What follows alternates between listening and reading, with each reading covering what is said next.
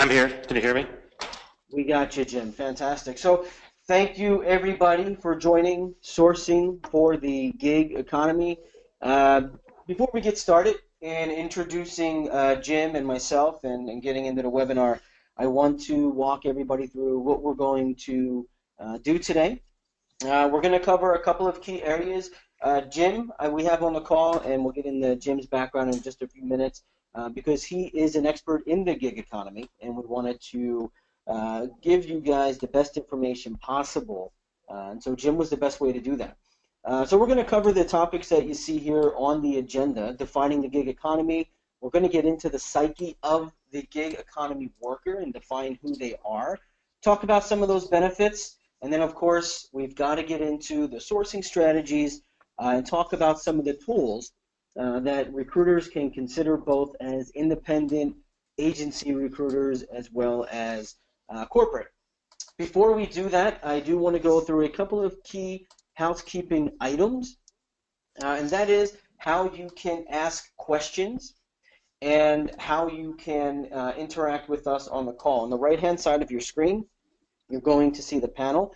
There you can ask questions at the bottom under the chat. We'll see that. We'll take those questions, and we will answer your questions either during the presentation, or if it makes sense, we might do that at the end, just depending on the topic at that particular time. We are recording today's call. Everybody will be given a recording of the webinar, generally within the next 24 hours or so. You will receive an email link to that recording, and we'll also have it on recruitingwebinars.com. And so without further ado, let's go ahead and kick this off. I'll introduce myself first, and then Jim, I'll flip it over to you. My name is Ryan Leary, partner here at Recruiting Daily, and I love to work on the innovation things that help to drive the success that we have in the community at Recruiting Daily. Come from a long background of recruitment, both from an agency's perspective as well as an RPO through Connexa and then eventually into IBM. And of course here with Recruiting Daily. On the call we have Jim Durbin to help us out. Jim's a longtime friend of Recruiting Daily. He's done a lot of work with us. He's a great guy and happens to be an expert in the field of the gig economy and recruiting these types of employees. And so I felt that in order to get everyone the best information, I wanted to add Jim to the ticket here so that we can have a free-flowing conversation and then get into some of the tools and strategies that companies are using globally to attack this phenomena that we call gig recruiting or the gig economy. So Jim, why don't you just introduce yourself real quick? You can introduce yourself the best, and we'll get going. Sure. Well, first, let me just apologize. Funny enough, I'm actually down in a startup headquarters downtown Dallas. So when I was trying to set up for the webinar, one of the rooms didn't have power. The Wi-Fi connection worked to one side of the building and the other. So one of the issues of the gig economy is when you walk in, you don't know where your desk is, and you don't know quite how to function. So sorry for being late. Eventually we got back to it using the power of our phones. For me, I'm Jim Durbin. I'm a digital marketing headhunter. I've also run an interactive agency for the last 11 years. So when people talk about the gig economy, that's pretty much what marketing has been for some time. You come together with a lot of folks, you do a project, and then you split, hopefully do another project with a different client. Been a recruiter for 19 years now, a blogger since 2002, and this is an issue near and dear to my heart. So hopefully we have some good conversation and we can answer some of your questions today. Yeah, I think it's going to be a good one. It's certainly a hot topic, that's for sure. It's being covered to no end over the last couple of years, but I think now a lot of what has been spoken about and written about is coming to fruition. We're seeing the effects of some of that and some of those predictions that were made 5 and 6 years ago. Some are coming true, others are not. So let's go ahead and just jump right into this, Jim. You and I spoke a little earlier about how do we define the gig economy. So I want to pass this over to you. How do you define the gig economy? Well, I probably define it differently because by mixing it all together, the BLS, the Bureau of Labor, has basically said that any independent work counts as a bid. So contractors, anything 1099, anything temporary, contract, anything that's not a full-time job is considered a gig. But I don't know that that's particularly helpful for us as recruiters, so we don't necessarily need to talk about dog walking and the guy who comes in and paints your house for $70 on the weekends. For us, the gig economy is basically the folks making a little bit more money. And so white collar professionals and creatives, technology, anybody involved in technology of some kind. How do we find and what kind of work are they doing? So as we move away from full-time employment, both for independents and for even small agencies, for me the gig economy has got to be what happens when you no longer have full-time employment and a benefit, but instead have to work on projects and change your billing and run your own taxes. It's a better definition for our purposes. Yeah, I agree with that, and we'll get into this, I think, a bit later when we get pretty deep into the conversation. You mentioned painters, right? The laborers, the people that come to your house, the handyman, people like that. That's how I always have visioned the gig economy. So I think we're on the same page there. I think and I understand the value of an engineer long distance or a software developer and things like that. I don't know that that falls into the true definition of the gig economy. I think the gig economy is something more like an Upwork or a freelancer that strings a lot of these jobs simultaneously together to create a living. But there are a lot of gaps, and I think I want to get into that as well as we move forward on some of those gaps between what we would, over the last 15 years, 20 years, consider contractors or temp workers. And how do they compare? What is the difference between really with the gig worker of Uber or some of these other services that are out there today? But before we do that, I wanted to talk about the psyche of the gig economy worker. These are different people. There's no doubt about it.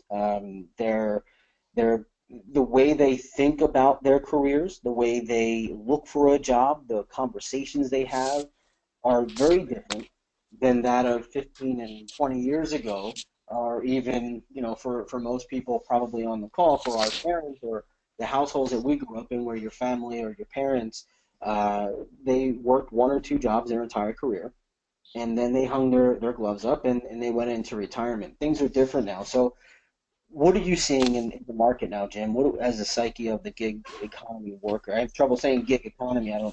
It doesn't fall in there. But what are you seeing different? Well, first, a lot of people are kind of forced into the gig economy. Others, and that's a big aspect of it. They can't find full-time work, so they go take a part-time job, or they start driving for Uber. They start doing some service on the side. And so it becomes, oh, look at all this freedom I have. But there's a lot of risk that's involved in that too. I mean, the very nature of gig work is that you don't know when your next gig comes. So you have to plan it out a little better. So I think what happened, especially after 2008, especially with the change, a lot of the boomers, they were losing their positions, and just in general, in depressed areas of the country, the gig economy is how they do cash under the table. And so that mentality of, I just need to get enough to get by, to pay some bills, until I can get permanent and then get back to work, was a mentality for a long time. I think that will continue to be the case for many people. It's like the old story we always hear from candidates, which is, I just want a job with benefits. And it's funny because if you actually look at the dollar amount of benefits, the higher up the chain you go, the less benefits matter. Because we can actually put a dollar figure on how much it costs for health benefits, how much it costs for long-term insurance.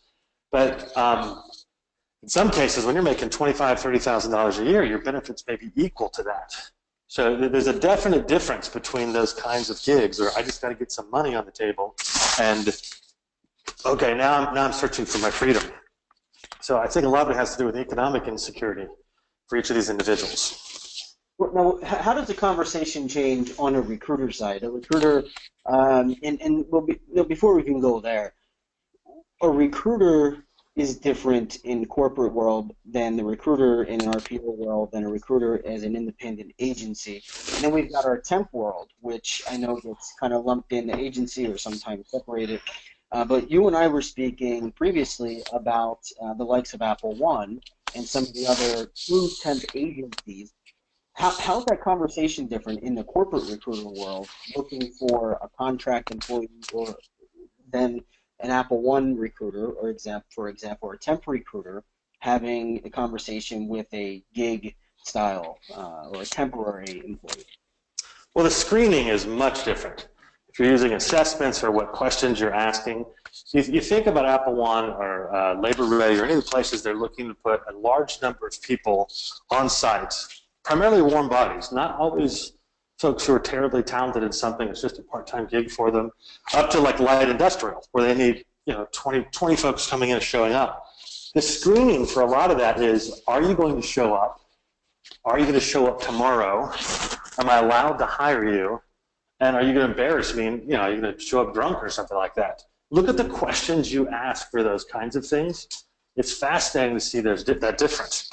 So when you're hiring for full-time, or even hiring for long-term contract work, what you end up asking is, are you good at the job? How do you fit in? How do you work with other people? The assumption that you're showing up is not a problem. And just a big difference in those kinds of screening. So if you think about the very idea of a gig, it's that I'm just picking this up for extra money. It's one thing when it's extra money. It's quite different when it is your entire paycheck. So we have to change our screening questions, and what will be fascinating is when the corporate world start doing more gigs, if they start doing it, and my guess is they'll shunt it off to agencies, but they'll have to find people from the Apple One Labor Ready model, because you can't go to someone from Kforce who's not literally trained on how to ask, hey, are you going to show up for work tomorrow? I haven't asked that question in a long time. I don't know about any of the guys on the call, but that difference in screening is big, because it also shows not a lack of respect, but a need to control the candidate in a much different way. Absolutely. So let me ask you this. In the corporate world, does the gig economy really exist, or is this just a different definition of a contract worker that you bring on for 6 months to develop a project or push a project out and then go away? I think there's a huge difference, an enormous one. When contracting first got big, it became a way to have employees on that didn't impact your employee per profit. It literally was an accounting thing that they passed in the 90s. They made it possible to bring a large number of contractors on. And in IT, for example, Anheuser-Busch, at Express Scripts, at Disney, at Microsoft, you'd have 1099 workers and you'd have W-2 workers. W-2 workers is still an employee, but they're listed as a contractor. So it's not a full-time employee that impacts your stock price in the same way. Having someone on for 3 years as a contractor, it's not a gig, that's a job. It's all about IRS classification. Bringing someone on to do a specific job might fall under that job classification, but it's much easier to see it as a gig. So I think there's a big difference, but it's not just hiring contractors because the accountants want it that way. This is, I have a specific need, I need it fast, I need a plug-and-play player. Where do I find them? And how you pay them may change. But it's completely different. You're not just hiring an employee. You're hiring someone to fix a project. I think there's going to be some confusion as that begins to happen. Well, and I've got confusion of that in my own mind, which is one of the reasons why I wanted you to come on, because you and I were talking, and I started to confuse myself where I would kind of view it the same way. Is there really a difference if I'm a corporate recruiter and we're looking to hire somebody for a 3-month project for whatever that project is, and it's an engineer, and the engineer could be based in California, it doesn't really matter to me. I just need them to help complete this project and get me to the next level. And I'm hiring them as a contractor. At face value for a recruiter, is that different than calling it a gig? Yes, because of onboarding. You onboard an employee or a contract employee differently than you'd hire on a 1099 consultant. When I go work for someone or I put some folks on, I don't do regular contracting. You don't just give me a job, W-2, I'll hire them, they're working for you. It's, hey, I need this project solved, and I have to interface with a bunch of people at the company. I don't get onboarded. I don't get passes to get into the cafeteria. I got to wait at security and have somebody walk me in. That's much different. It's a different mentality. I'm also in charge of it. So if you make me angry, I can walk away because I'll go find 5 other gigs. So there is a difference. I don't ever feel like an employee of somebody who pays me. Neither the people, my contractors feel like my employees. They don't ever feel like employees of the company, even if they're on site. So as a contractor, you're saying you don't feel like a member of the team or employee? Of course not. Of course not. I know that I'm there for a short period of time to solve a project. So, and it's a different focus too. My job is to solve a pain point so everybody's happy and get out without getting yelled at. Long term, look at it this way, it's not my responsibility to fix the company at all. I have no pride or brand or focus on making the company better. My sole job is solving the problem they paid me to solve and making the person who's paying me look good. And that is a shift in thinking that took me a long time after I left, I left inside and went outside 11 years ago. There is that shift. I don't care about making AT&T better. My job is to make this manager look good. If that's not a difference, man, I don't know what is. So then, do you consider yourself contract or gig? I would say I do gigs. I call them projects. I make them sound nicer so I can charge more. But I do gigs. Even when I'm on site, when I'm outsourced, my job is still, I'm not with the company. Mm-hmm. You can't afford to, because if they change their mind and move, then you're left trying to scramble for your next gig. And I think that changes too, because that idea of abundance, of always selling and looking, you've got to build a network of people. So when you build a project team, you want to keep working with them because it takes time to gel together. It could take, ask any manager who pays attention to this stuff, and they'll tell you it could take up to 3 months to really make someone effective at their job. Mm-hmm. No matter who they are, it can take up to 3 months, sometimes longer. The idea that you can do it in a week, you don't know the language, you don't know the rules, you don't know the software. So you jump in. Now think about that for a second. If your job is a gig, it's short-term or long-term, you're a lot better off with a team of people you work from the outside than trying to plug into an internal model. Yeah. So these ways of thinking, imagine trying to screen for this. Yeah. And imagine the things you kick people out for now. He just didn't seem like he was into us. Yeah, it's a short-term contract. Why would he? So as you were talking, I put up one of our polls for today, and the question was, have you discussed using gig workers internally? And so I'm waiting for some of these votes to come in, and it's tracking heavily to no. We're at about 50% right now of people on the call that have voted. We'll give it another couple of seconds or so. We'll get this been up for about a minute.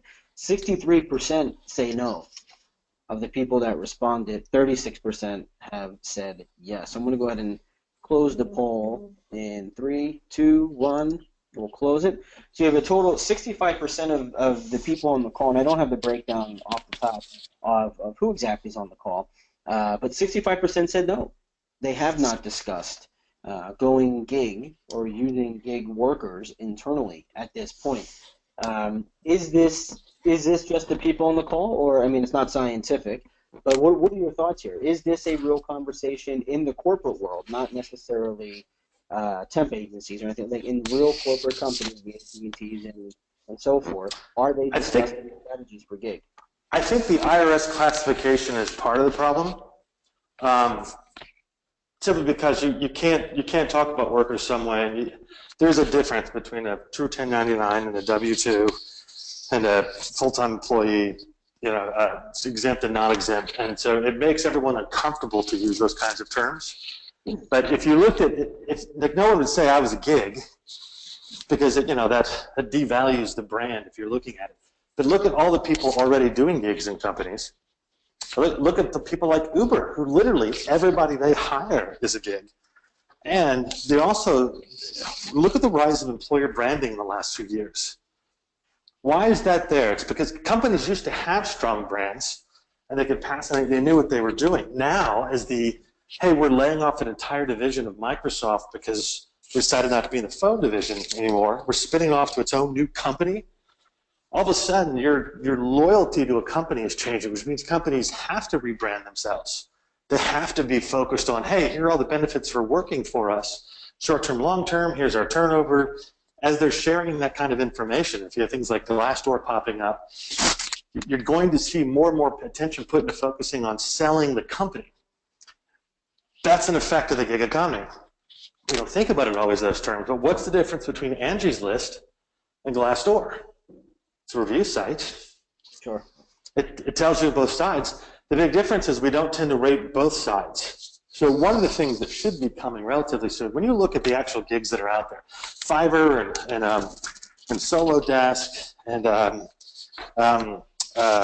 Work for the world. Odesk and all the ones that are out there, they tend to be, companies are using them. In the startup world, if you're in the startup world right now, you are absolutely using gig workers. Absolutely. Almost every call I have is for the gig worker. So the bigger corporations can't necessarily do it because they tend to look at scale, and you still have to work. They're still looking at it in terms of, I need to vet these people and decide if they can work with me. And it's too much work to do a short-term problem, so they hand it off to someone smaller. But how many people servicing large corporations are using gig workers? Right. So just because it's not discussed, it's probably for the legality of it. But they're all using them, and it's impacting their ability to hire. Yeah, and so guys, as we're, for everyone on the call, I should say, as we're talking, go ahead and throw your questions inside the question panel. I do see a couple of questions coming in, so feel free to add those in, and we will start answering those pretty quickly. Think of this. Let's say you're a delivery driver working for Jimmy John's. I bet you no one here is hiring that because it's a local situation. But if you can make more for Uber and Lyft than you can with Jimmy John's, now Jimmy John's can't hire delivery folks. How many jobs, what happens when the gig economy begins to pay more in cash than some of the jobs we're offering? $13 counter help working at Home Depot. Doesn't seem like that's a hard thing to do. But what happens if you can make $15 an hour on average? I mean, this has always been a problem with servers. What happens when that average is 30 or 35 or 40? Hey, you write good emails, I'll pay you $50 an hour. Great, I can work from home and work 20 hours and make as much as I was driving across town to this job. So we don't think of it in terms of lawyers and such. You know, the accountants, these are high-level folks. How long is it before all of a sudden you begin to get those rates and you can't find any CPAs because they're all gig workers because there's a website that allows you to jump on? Or automation takes that job away. They don't have it, and they're doing something else, and all of a sudden those CPAs are working at Home Depot. Now you have a different kind of focus. So the trends are coming, whether or not we hear about them. Yeah, I fully agree. I mean, we have a question that came in. I wanted to, it's back from the previous topic, but we can cover it now. What about the psyche of those who view gigs as a pathway to a full-time role, not thinking about Uber, but professional gigs? So I would caution people about thinking about this, because this is a conceit of the full-time worker and of management in general. The very words "try before you buy," which were so common, that came out in the 90s, contract to hire, temp to hire, that came from Apple One. Apple One contracts, you work 3 months, 4 months, and then they can hire you for free. So it's very much try before you buy. Hey Jim, further up the chain. I'm gonna cut in real quick so I don't forget this. But we're getting a lot of comments now and questions. Did he say Apple One? Looks like we have a couple of those. Looks like we have a lot of Apple One people on the call. And I told you earlier, I once did work at Apple One myself, and it's funny that you brought it up, and we're getting those comments. It's good news for you guys. You're going to be in demand. So, I mean, they know the realities more than anyone else out there, that just the type of screening that comes is much different. And the temporary, if you're working technology for Apple One, sorry, you're out of luck.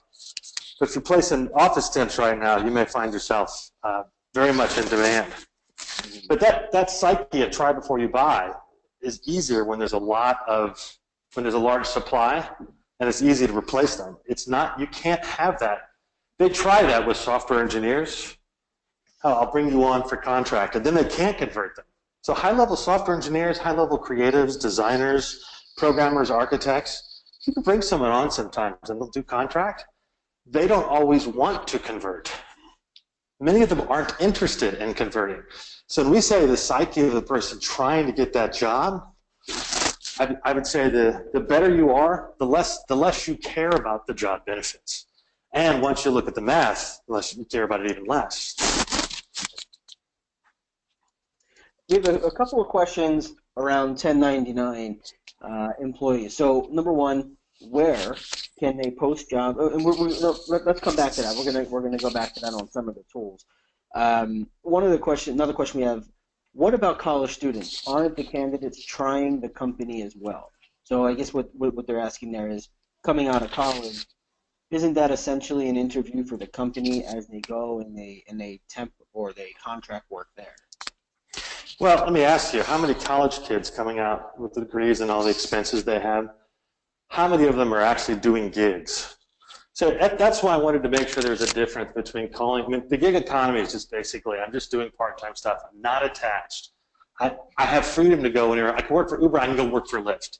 I can work at Chili's, and I can go work for TGI Fridays. I'm not an employee of the company. I'm working here to make some money. College students don't have any skills. They have to be trained. They tend to be net losses for the company for anything that matters. It's better to go hire someone as a temp than just bring in a college student. So working your way up to get a job, that's much, much different than I've got skills. I'm going to pick and choose how I'm going to come together and work. Think about it in terms of recruiters. I mean, you could hire a college recruiter to do some sourcing. I mean, a college student to do some sourcing, and maybe that turns them into a recruiter. So you could call that a gig, but that's really just entry level. That's an apprenticeship. It's not the same thing. It's the expectation if they do a good job, you'll hire them. That's a tax classification. And because of the need, we mix those together, and they're not the same thing at all. Yeah. So is this we're getting a couple. Ironically, you bring that up, and we just had 3 or 4 people drop this in around internships. So JB Moss, he's the one who asked the previous question, had said roles that you would give an intern or a new hire, and literally as you were talking and he put that in, a couple of more people put the same in. It's the same idea, and that companies are taking advantage of the internship programs in order to combat this. Right, well, they're testing it because it's cheaper for interns, but I know that some people love the idea of intern. That's just cheap labor. In fact, that's one of the big concerns of the gig economy, is that companies will use it to just cut down on salaries. So when you go to 99 Designs or some of the collaborative economy folks, which is more about sharing things, or auction sites, the only reason companies use that, and this is absolutely true, is they don't want to overpay. So they do this brutal auction bit where just to make a little money, and you're competing with everyone overseas, and it drives down the value of what it is that you're doing. So all these auction sites, that's exactly what they're doing. If you're paying $15 for data entry versus $15 for a week of data entry, all it does is drive down prices. So that's a gig, but that's not going to help anyone here, and no one will ever pay a recruiter for that. And then it's just a question of quality. Most of those jobs eventually will be automated pretty fast. So there's this big fear of all that's going to be left is plumbing and walking dogs, and everything else will be the robots of the Philippines. Well, I mean, the Philippines is going to be automated out of existence faster than dog walking, I'm guessing. I don't know. They're doing some cool things with drones. But see, this is why we have to define it. When we say gig, if you look at the BLS, for them, it's all about who's not paying tax revenue the right way. That's the whole point of it. And 33% of the economy. So we're here, third of the economy, already doing gig work. But that's not helpful for us as recruiters, because we're not hiring people and paying them $15 for a day's worth of work.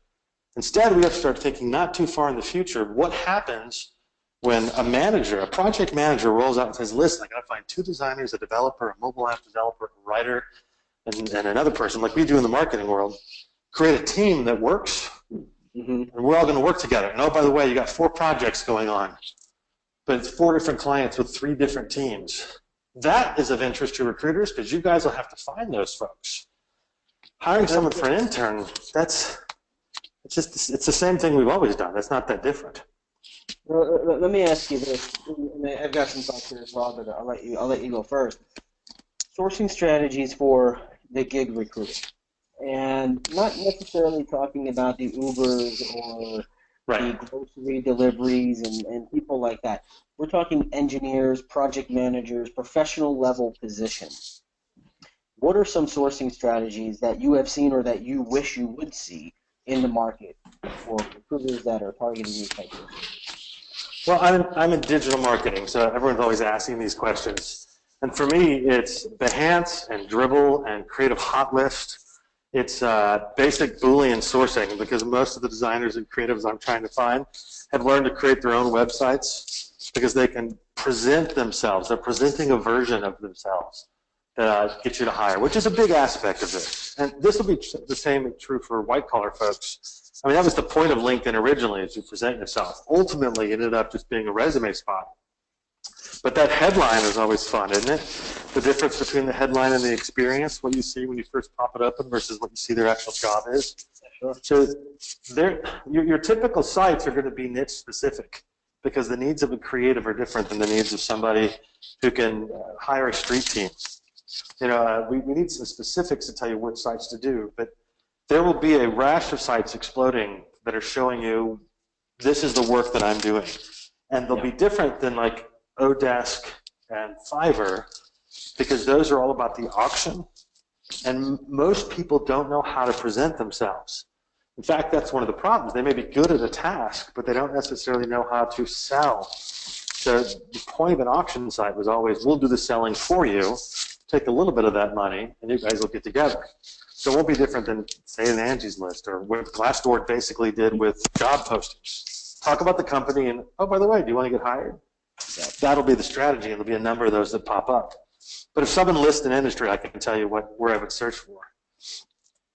So let me ask you, I know you're in the digital marketing world, as am I, and that's where I came from. The way that we communicate with people or drive lead gen or demand gen for any situation, right, whether it's vendors, business, new jobs, new candidates, it doesn't matter. There's a relative baseline of what works, what doesn't. Do you feel that that recruiters should employ the same strategies around building talent communities that they do for the full-time employee as they would for the gig employee, or is that even in your mind not an option? Well, I would like to know who's building these talent communities, and they're working. It's the I know everyone talks about them. I've yet to see a successful one that's not really a fake alumni network or a database. Yeah. So go ahead. No. I was saying fair point. Well, so let's talk about some of the strategies you might use. But Angie's List. Angie's List is a great place to go, because you have to have a. And here's why you bring Uber into the mix, because they've developed an engine that allows you to rate the driver, and the driver rates you as well. Mm-hmm.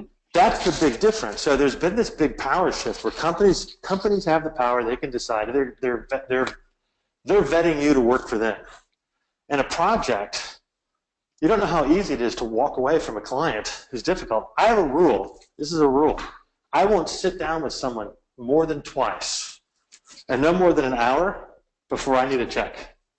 I won't sit down a third time. You tell that to someone, they're like, oh, what a jerk. When you tell them after the second time that you're not meeting with them again, they get mad at you, because there's an expectation that they're paying you. But they're wasting my time. And even if they were good, I can't risk doing that, because I'm more responsible for my business than theirs.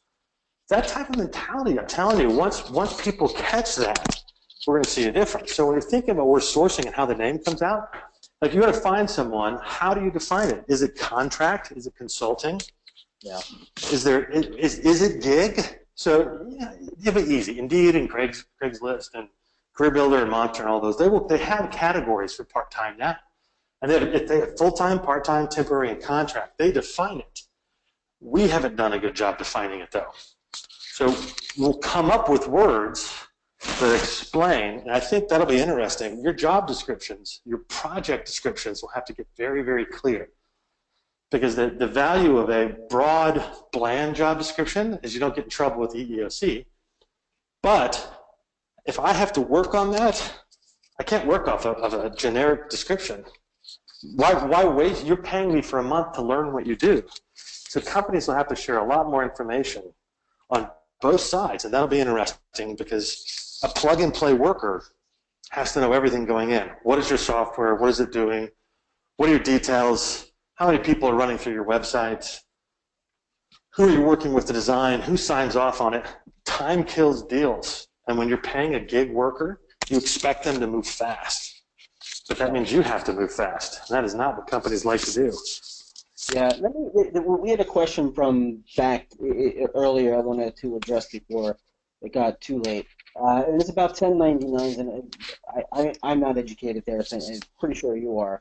Number one, what is a good place to find 1099 employees? And two, is there an advantage to a company 1099 over W-2? Which I know you can answer that. Well, I'm not a lawyer. Let me start off by saying that. I also don't work for the government, so my advice might get you in a lot of hot water. It's important you got to say that because there's a lot of bad information out there. A 1099 has like 26 tests. Like you can't give them a computer. They ought to be able to walk out on their own. They can't actually be an employee. You can't tell them when to show up. They're an actual independent worker. They're paid for project work.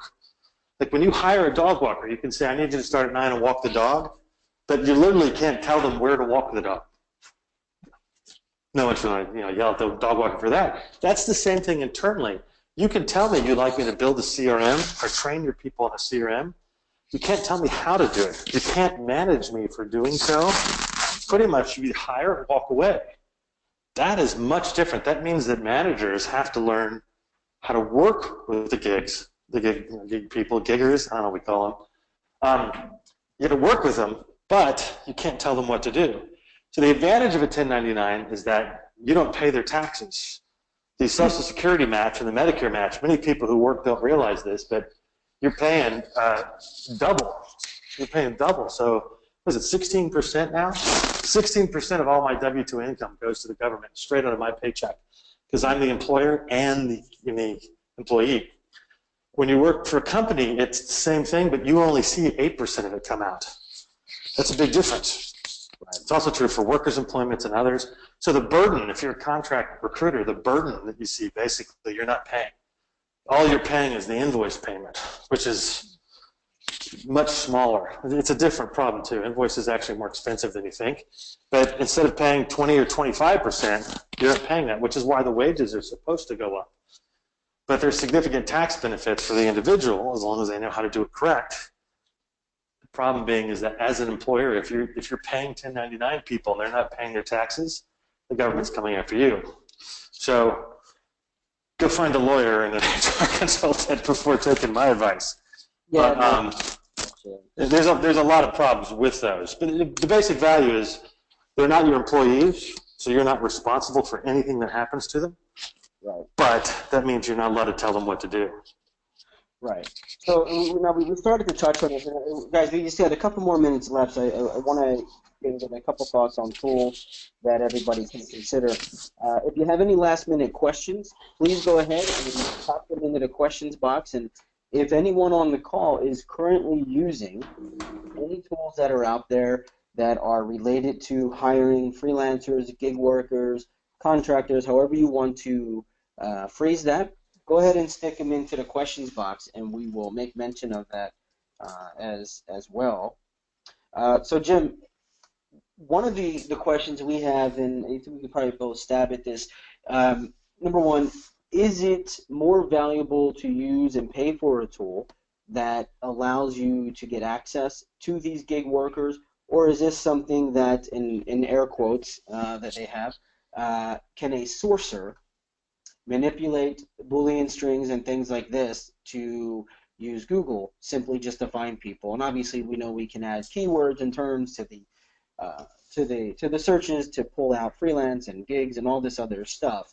But what are your thoughts on that? Yes, I mean obviously freelance and gig are a big part of it. So is contract, so is project work, independent. So there are all these words that you can use for Boolean. Most large companies would end up hiring somebody simply because it's an old invoice problem. It's why we have VMSs. Finance, look, I don't know if people realize this, but every invoice that a large company writes can be as much as $120. So if I have to write 700 invoices, that's a $70,000 monthly expense for writing invoices. If I can cut that down to 7, I'm pretty happy as the purchasing officer, right? So it's hard for a company to actually bill you out. Plus now there's the questions for 1099s. I think it was blocked off, but at a certain point they had to actually send out your W-9s.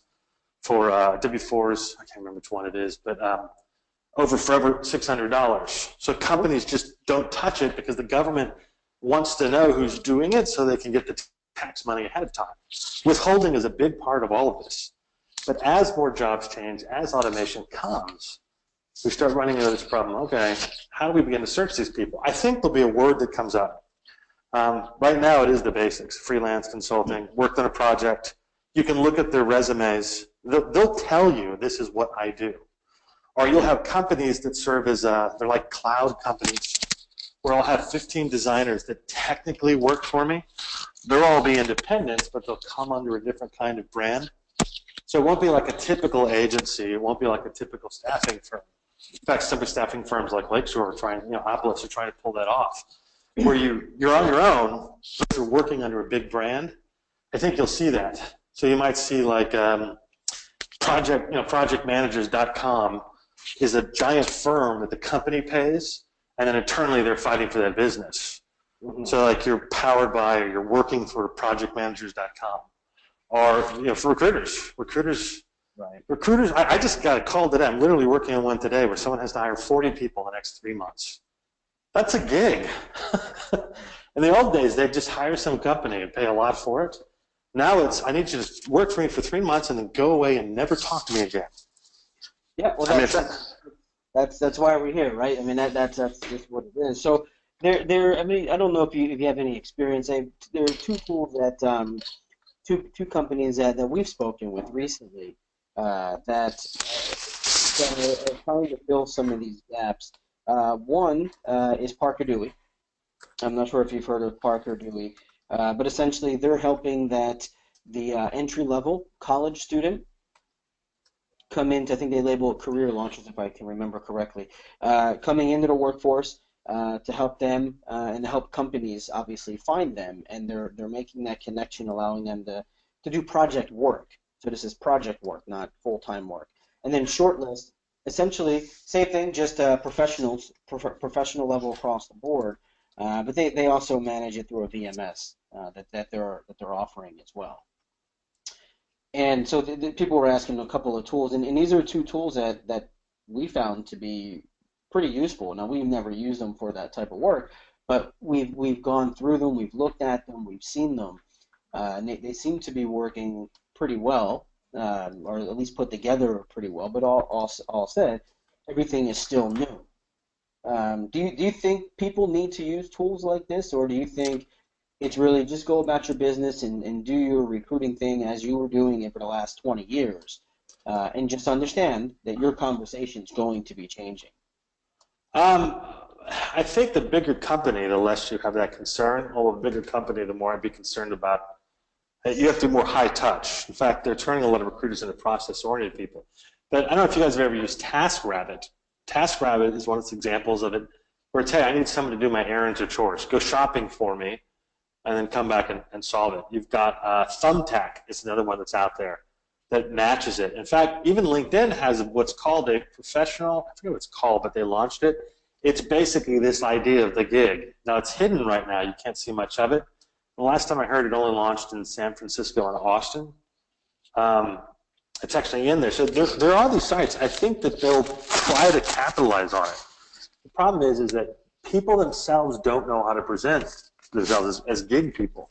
Because again, I would never call myself a gig person until we sat and thought about it. So I think that if you're given a project like this and you're not aware of these sites, you're going to be in trouble, because it's not just going to Craigslist to find them. But I think it's the smaller companies and the startups that'll get really good at it, because that's what you do as a startup. You got to go find 5 people to do 5 things, and you can't afford to pay them full time. You've got to work this out. So you turn to the start. AngelList probably is a better way of finding people to do projects. Yeah. Than LinkedIn posting a job. Yeah. So Jim, we're right up against the hour here. So I wanted to just ask one more question that came in. How do you take, and this might fall into your digital background as well, but how do you take prospects that are out there in the marketplace, they're already doing these jobs, but how do you take that gig worker, put them into your ecosystem, and then eventually work them into a candidate potentially for a full-time role? I think that might be, it's like the old joke my wife tells about guys getting married. She goes, a guy's like a cab with his light off, driving around the city. And the problem is when that light goes on, the first girl to get in the cab is the one who gets married.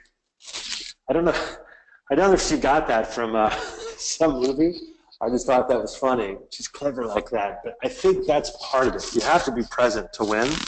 So let's say I'm working, and what happens in the gig is you make a lot of money, you're doing a lot of work, and then you can't keep your sales pipeline up. So you have to plan for the times when you have to go out and do business development again. The entire language behind it. When you have the opportunity, anytime I've ever interviewed for a job in the last 11 years is right when I finished the project, I was either do business development, and then somebody offered some eternal job, which is worth considering. I've never gotten far enough of even going through the offer, but it's important to look at it like that. You have to be there. So sometimes hiring some of these folks, if you catch them at the right time, it's hard to be out on your own. There's a lot of stress involved with it. So it might be just finding them at the right time, because you absolutely don't want to hire somebody who's burned up and freaked out because they don't have a job, don't have money coming in, only to find them leaving 3 months later. And this is a particular challenge, not just with millennials, but with Generation Z as well. They may work until they're comfortable, and then they're going to roll out. You can't take a month off in Thailand from a job. But what's all this travel stuff people do? I work to live, I live to work. You work for a bit, and you take your time off, assuming there'll be a job when you get back. So there's this difference in how they look at the world. It's much better to grab someone who's working and sees the value in working for you. They're trying you before they buy. That might be something that corporations end up doing a lot of, bringing people in for these and then attempting to hire them, as opposed to finding someone who's a professional gig and is hoping they do it. I think timing is going to matter. You may have to do it just to hire the best people for timing. When the light pops on, are you the company they were working with? That's true. But let me ask you this before we jump off here, and this can be a whole nother conversation, certainly a whole bunch of postings I'm sure we'll have on it. Will the traditional inbound marketing, nurturing tactics work for gig economy, gig careers, however we want to label these guys, in finding them online, getting into some type of a funnel, nurture them through, and then push them into your organization to build a talent pipeline? And they don't like community, so I'm trying to find another word there. Right. To build that pool of people, so they know who you are. For example, maybe I'm, company A, I'm AT&T, for example, and we know we're gonna invest and we're gonna hire 10,000 gig workers over the next 24 months.